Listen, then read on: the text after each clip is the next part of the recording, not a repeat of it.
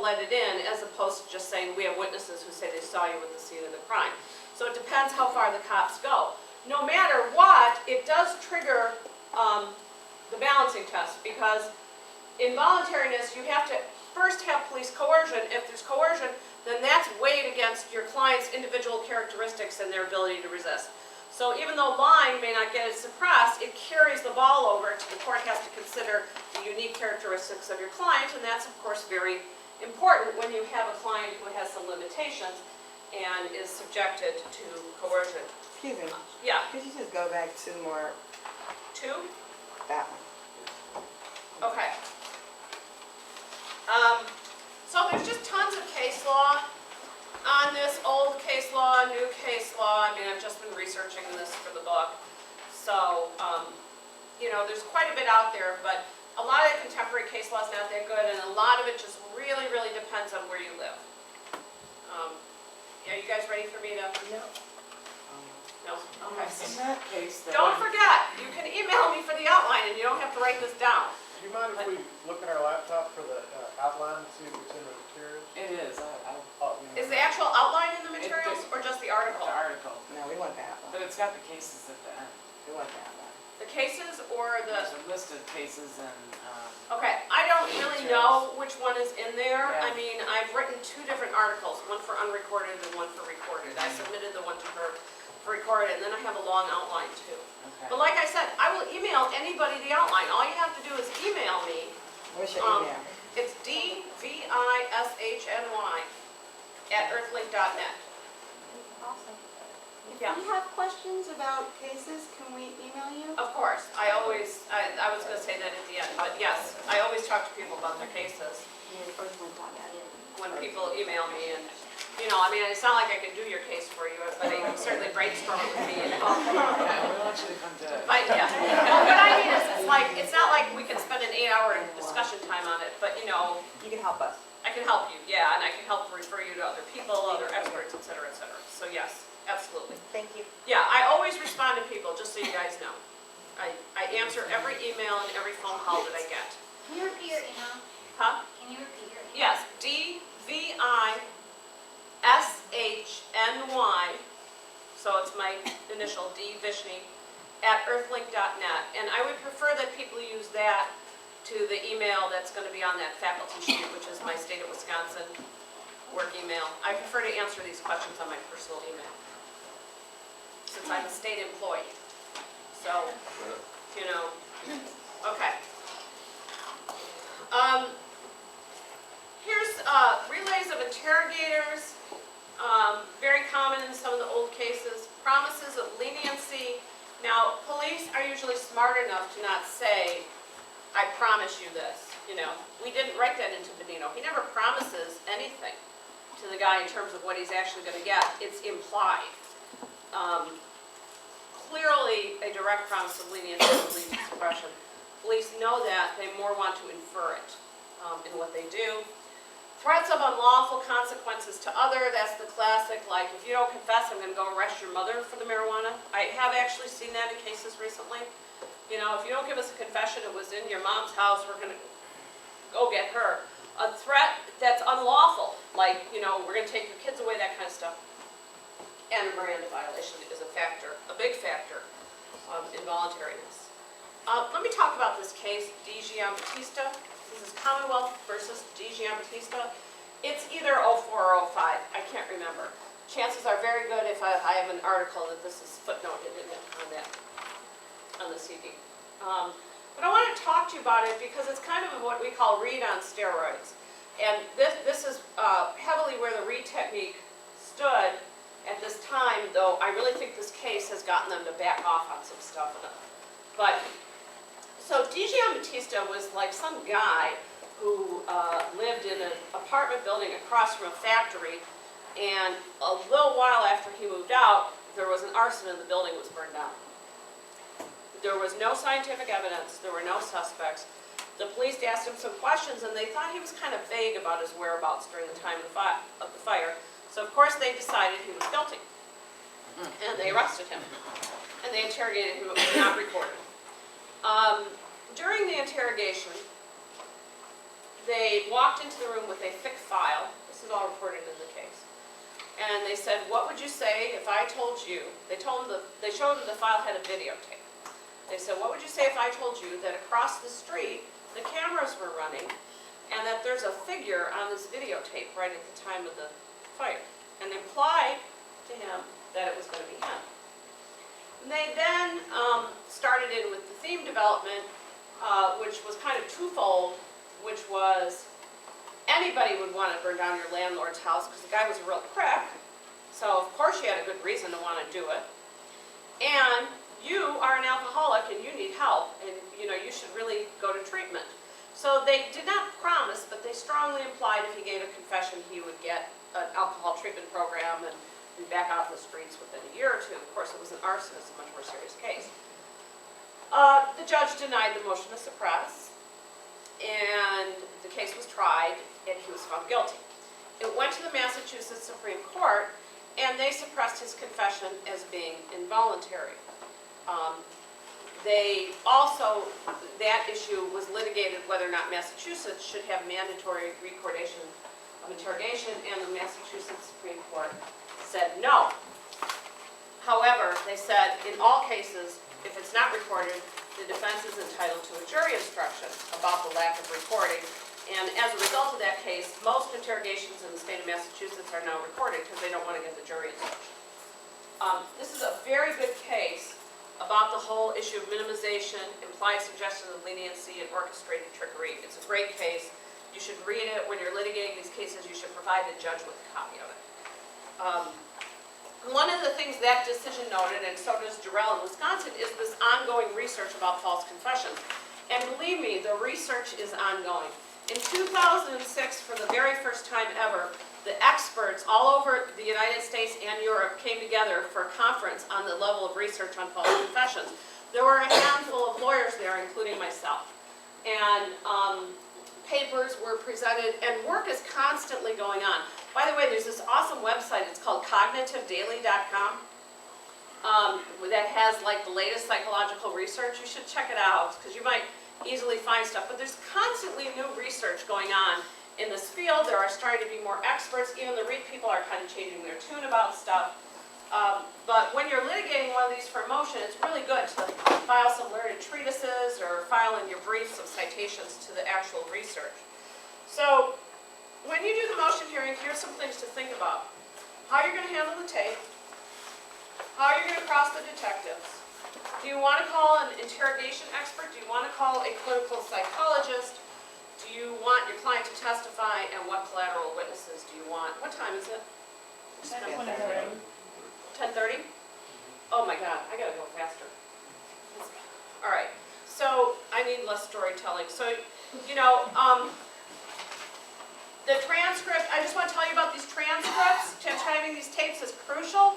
Don't ever go into court without a transcript. And it will take your secretary 8 hours to transcribe 1 hour of recorded interrogation. Then you need to listen to it because they'll probably make some mistakes. Then you need to probably go over it with your client, blah, blah, blah, blah. I want to talk a little bit about that cross yesterday.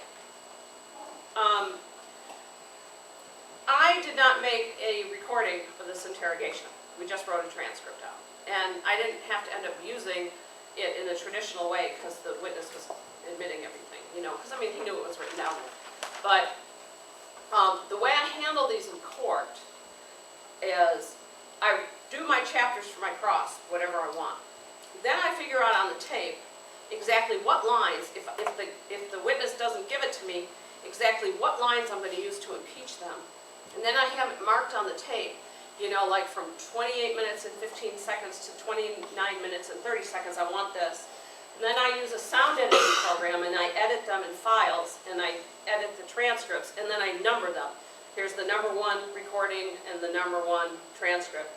So that when I'm in court, cross-examining the cop, if I need to impeach them with the tape, what I'll do is I'll ask them the question, and if they don't give it to me, then what I do is I move the whole CD of the whole recording in. That's, then that'll be Exhibit 1. And then I have the rest of them numbered, and I play that little segment of the tape, and I take the transcript and I slap it down on the Elmo so the jurors can see it. I used to like make 12 copies and pass them out, that's way too cumbersome. I think PowerPoint is not that good for this, using an Elmo is a lot better, because you can go in different order and you may not need them all, but it takes a high level of preparation to do this stuff at trial with these tapes. And make sure you keep track of your record. Look at this, this is the Raymond Woods thing sped up, isn't this fun? You can really see how they move in on the guy while they're interrogating him, and if you have a tape, I suggest you try playing it at different speeds and seeing what happened. This is sped up times 6, and we just did this like in Adobe at our office.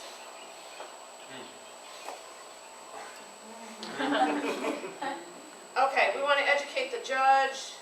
It's a false confession. We want to actively listen. In these motion hearings, I do the opposite of what we've just taught you in cross. I ask totally open-ended questions. Totally. It's total deposition style. When it's unrecorded, I have a lot of what happened next, what do you mean by that, what were you thinking, why did you do that? Full of those kinds of questions in these hearings, because you know you have to love that transcript. If you don't have recordation, this is what you need for trial. And the other thing I really believe in is that I'm a strong believer in putting your client on the stand in these hearings. I mean, the judge cannot learn through osmosis what happened. They need to hear, I think, your client's story. So unless there's a good reason not to, and there can't be, I would put the client on in these suppression motions. Okay, now, I'm just going to really briefly show you. I litigated a motion to suppress where my client, the brittle diabetic, was interrogated 5 times. And instead of writing a brief, I did a PowerPoint for the judge. So here was a timeline showing all the times that he was interrogated, and those letters stand for the names of the cops. But just in case, I wanted to add it up, and so over 63 hours he spent 24 in interrogation. Then I showed, they had not let him use his insulin there, but at one point they finally took him to the hospital, and that was his blood sugar reading was at 451, which as you guys know is like off the charts. They let him get insulin once, then they interrogated him again, and by the time he gave the confession, the 5th time around, his blood sugar was rising again. And I also made this chart showing what his medication should have been like, and when he got it and when he didn't. Because I also put a neurologist on the stand to talk about his vulnerability and his discomfort when he was being interrogated because of the blood sugar. And then here, here's the Jarrell citation, the public domain citation anyways, 205 WI 105. So then, instead of writing a brief, I just took my favorite quotes and presented them to the judge that way. And then I did all of the things that I had in this case, all of the things that they did, which I don't have time to go into now. And then I compared it with some other case law and what the total amount of time was. And the judge granted it on every issue. Miranda, voluntary. He found my client had asked for a lawyer. He found that it was involuntary, and he found it was a self-confession. So, motion cross, you have 2 rules working against each other. Try not to annoy the judge. And remember that you have to talk to the appellate court. So you have to judge this. And then I'm going to skip the rules of trial cross because you guys already know this. How tall are you, sir? I'm going to skip that. That's from Marina Sunday morning. Okay, so I've talked to you already about this too, about preparing to impeach. Let's talk about the actual chapters for cross, okay? And the trial. Voir dire. I think it's very important if you're trying a case of false confession theory to go right to the heart of this immediately in your voir dire. You know, what do you know about false confessions? What have you heard about? Tell me why you think somebody would confess to a crime that they didn't do. You know, does this ever happen? And get a discussion going among the jurors about that police credibility. It's the issue for voir dire. Opening. Make the interrogation the centerpiece of the opening. And that's what Karen Smolar did when she did the opening statement for you guys. She made that interrogation the centerpiece of it. And I think it's just crucial to do it. You know, you're going to have to own this thing. There's no backing off, and you've really got to get out in front in the opening about it. All right, now, here's some chapters for cross. They're familiar with the crime, and I did some of these yesterday, and I didn't do some of these. Familiar with the crime scene and the case. This is very important, and there was a little bit of that with me talking about the shift briefings. But often the cop will have been at the scene or talked to some of the witnesses. Sometimes they haven't. It just depends. And then general training and that they're trained in interrogation. Now, why do you do this? Because police officers generally, when it comes to interrogation, will say that they didn't use their training. They just learned through their on-the-job experience of how to talk to somebody like a human being. Okay? I want to show that what they've done is they've used the read technique or their training on theme development and alternative questions and deliberately cutting off denials to coerce a confession. So what you do is you cross-examine the cop about general training, but just hide the interrogation stuff. So that's why I was asking all these questions yesterday about how you use your gun. And I've decided I like the gun one the most because they're always going to agree. And then you move on to the crime scene and interviewing witnesses and stopping cars and interrogation. And they're totally in the yes mode and they're going to say yes at that point. Later on, if you need to impeach them and they say, I didn't use this, I just taught, I didn't use any kind of methodology to try and get them to give this confession, you can pull out those training materials and impeach them. It never happened in the demo yesterday, but I had my training materials up there about the 9 steps of interrogation, so this is why it's so important to subpoena them. So you do this general stuff down to the specific early in the cross, and you have it there later. I love this trained and experienced in deception. If you can find out that your cop ever worked undercover in the drug world, you can paint a really nice word picture about their scruffy clothes and drug language and how important it was that they would fool people, how their life depended on it. That's a really fun chapter to do in a cross if it's going to work, depending on your cop. And then all the case weaknesses. I've already talked about this with the motion hearing, but really getting into all the weaknesses of the case. And by the way, these chapters I'm going through, these are for motions and trials. I didn't want to go through the whole list twice. It's just that your style of asking questions is going to differ, obviously, okay? Now, interrogation is crucial to the case. I like to couple that with the case weaknesses. They didn't have much, so interrogation is crucial. And after all, if it's in a murder case, you could say, after all, there was only 2 witnesses, the deceased and the perpetrator, and one of them's dead, So, because murders often don't have eyewitnesses to them, or do other crimes. They had an opinion your client was guilty. This is a very difficult question.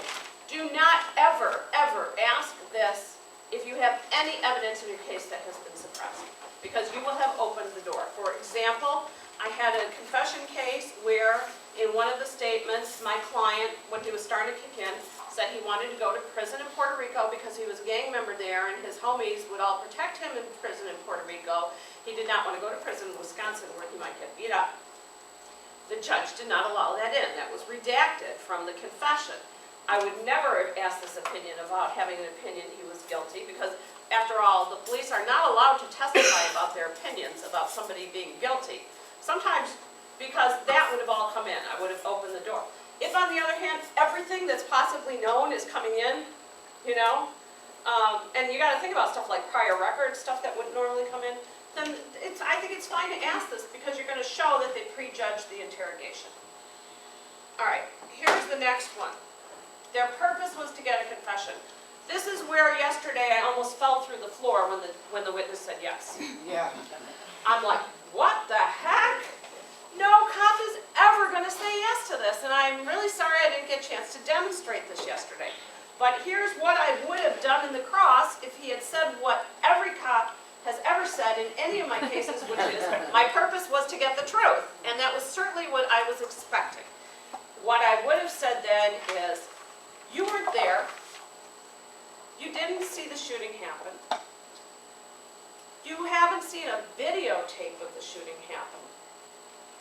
You don't have any scientific evidence connecting my client to the shooting. And I wouldn't say my client, I would say Mr. Benito or whoever it was. So I would start with that, okay? So everything you know about this case was third hand. Now, Lorenzo Benito told you he was out of town. But the truth couldn't be that he was not in town. And the cop will usually say that, the truth couldn't be. He told you he was in Streeter, but the truth couldn't be that he was in Streeter.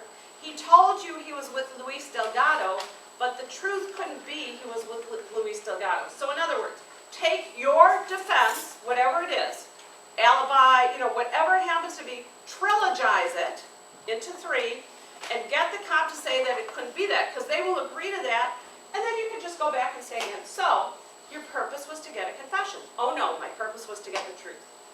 Point's been made, okay? So look, there's no McCarthy method on this stuff. You can slow down your voice 20 zillion times and then they'll never say their purpose was to get a confession.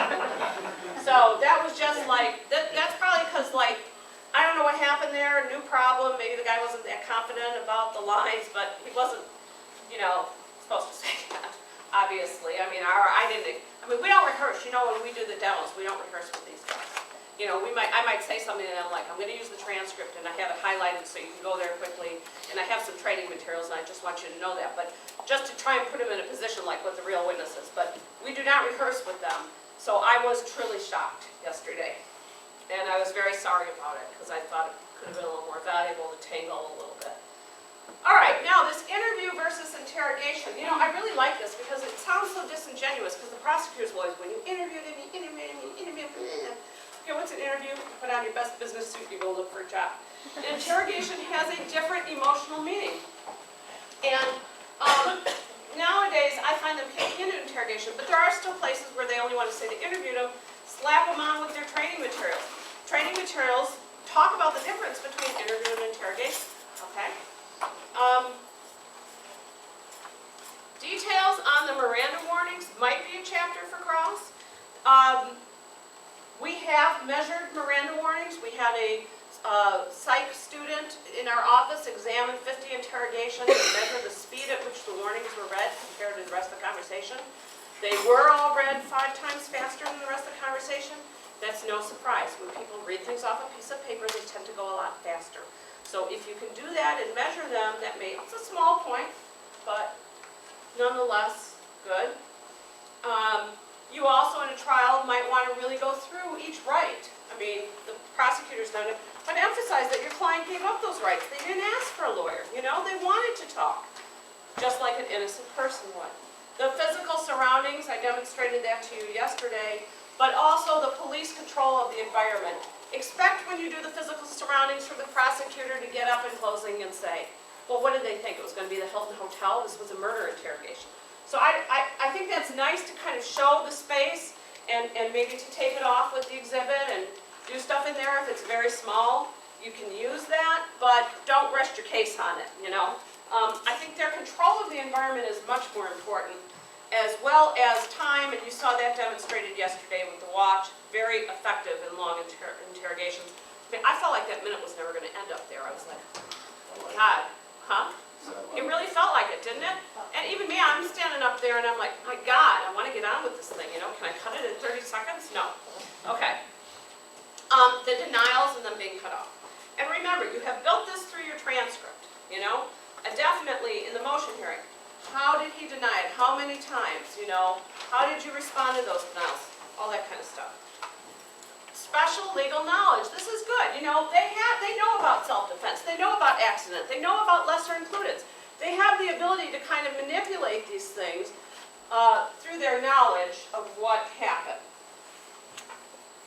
Now, this one I don't think is that big a deal, but you could do it.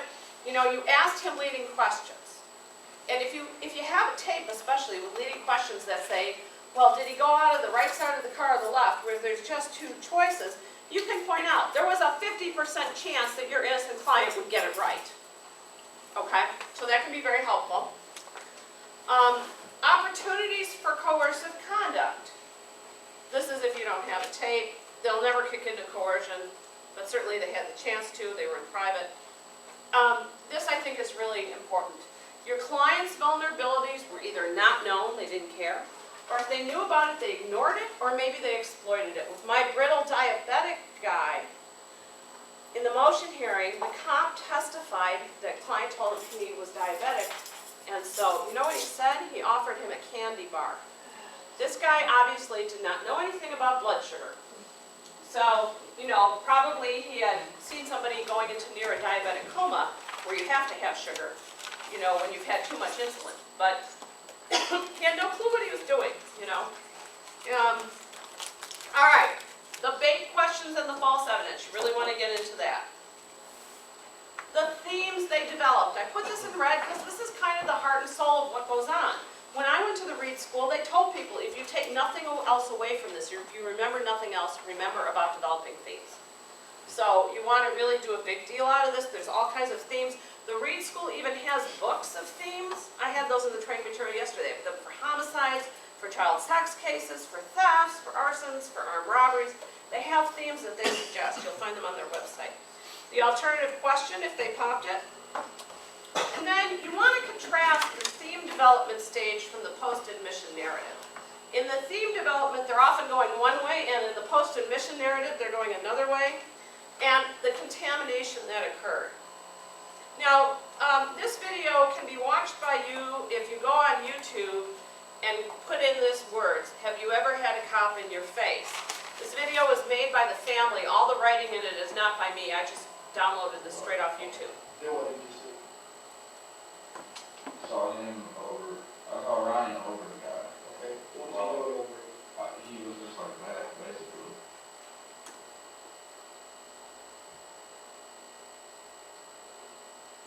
On his neck strangling him? Yeah, And the guy that was being attacked was on his back? yeah, Okay. that's that.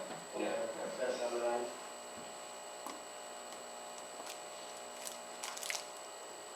Let's go back to when we talked about how you saw one strangle this guy.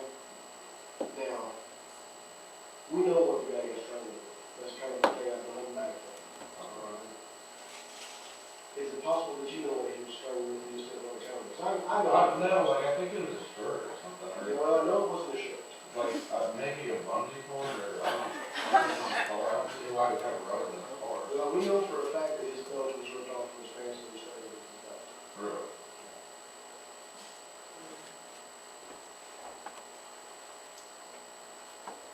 Did you see a belt around his head? Something that looked like a rope maybe or a bungee cord? I don't know. Okay. You didn't put anything in your hand, did you? No, I mean, I don't know about that at all. Okay.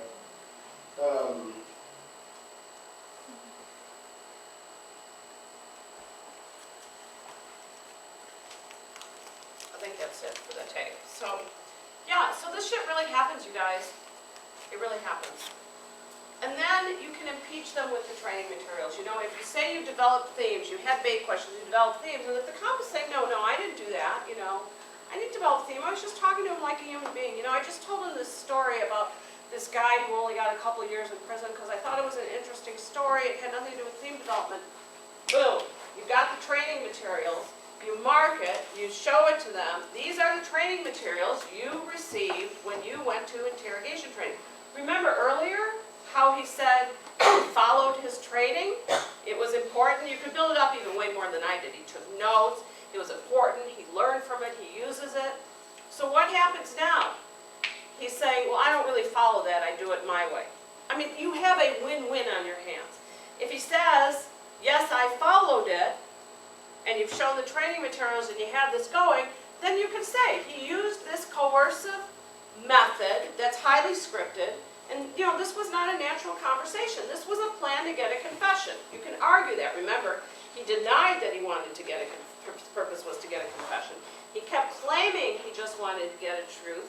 But what he had was he'd been trained in how to get a confession, and he used these very methods. He used the bait questions. He used the theme development. He used the cutting off the denials. You know, he used the construction of the post-admission narrative. He followed this, ladies and gentlemen of the jury. So if he says that, that's fine.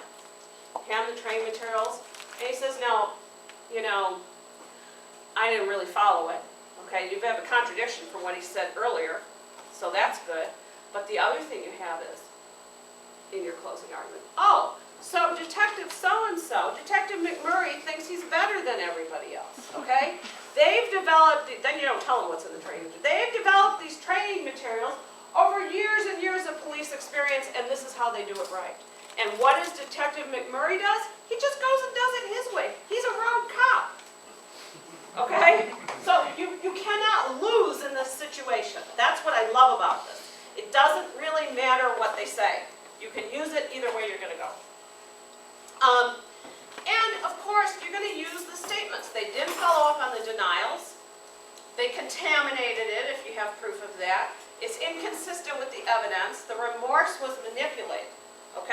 So this is all based on how you deconstructed this earlier. The tapes. The prosecutor will usually just play the confession part of the tape. You're going to play the part that they omit, okay? You want to play all the good stuff on the tape.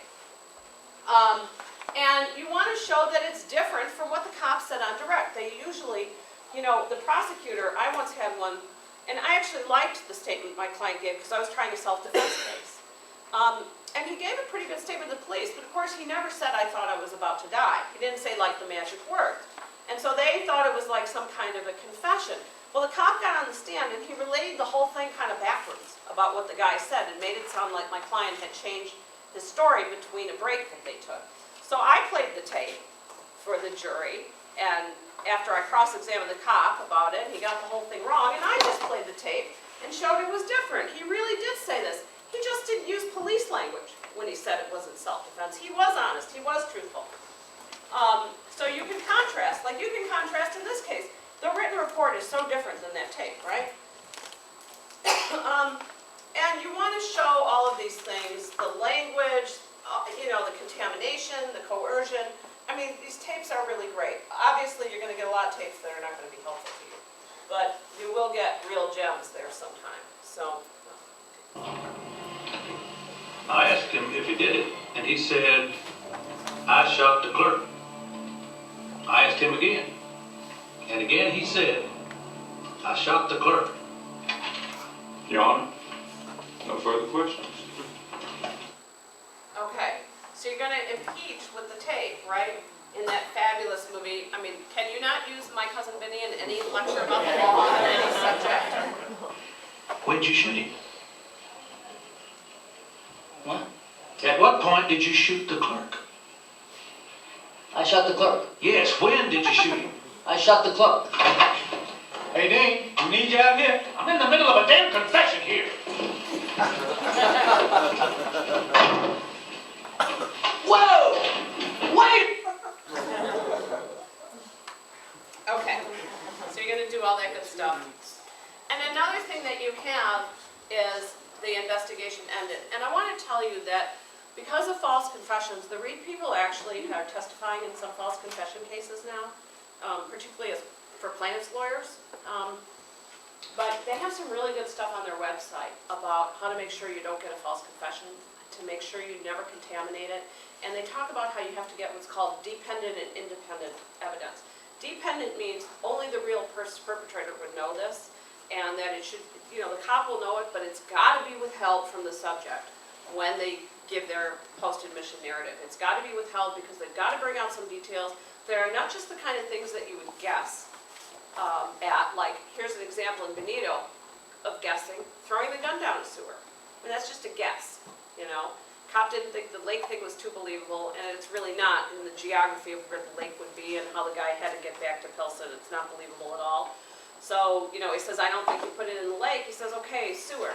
That's like common knowledge guess. But, you know, knowledge a real perpetrator would have, if it hadn't been contaminated by the cop, would, for example, be that it happened behind this wall.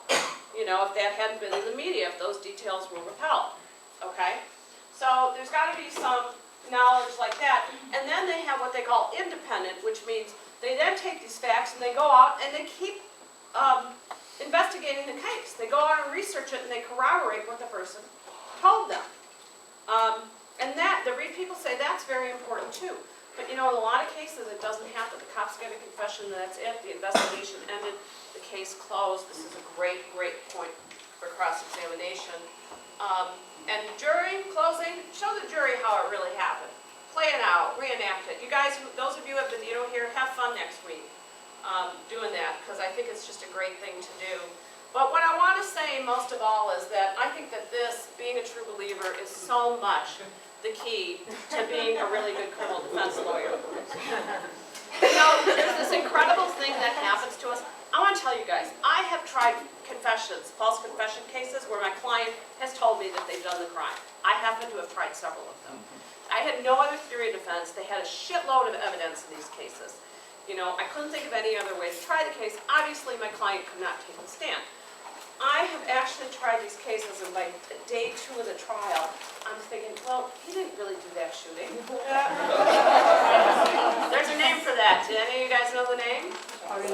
Trial psychosis, and it magically disappears when the verdict comes in and you've had a few, right? That's a great thing. But honestly, when you go to trial, I really think the jurors are judging you and your sincerity. That's like a huge deal. If they believe do you believe in your case? Are you sincere? Do you know this case and fight it and care and live and breathe? And that's the great thing about coming to Macon, because all of you are here because that's what you want to be. You want to be dedicated to your clients. And, I want to tell you, it's just been a real privilege to teach here this week. I came to the college twice as a participant. The first time, it was still in Houston. It was in 1981. I came in 1990. I've been on the faculty here now for 13 years, and the energy here is so phenomenal. It's such a renewing experience for me, and I'm so grateful, and I feel so privileged to come because I've really learned a lot from all of you, and I think the faculty really feel this way. We are a criminal defense community. We've got to be there for each other, and I remember when I went home from the college in 1990, first of all, I was so tired. I fell asleep standing up at the airline gate waiting for my plane. But I had this incredible energy, and all I wanted to do was go into court and kick ass and try cases, and it's just such a fabulous thing. So I think, with the caring and the commitment, we hope to end up being like this little guy. Thank you very much.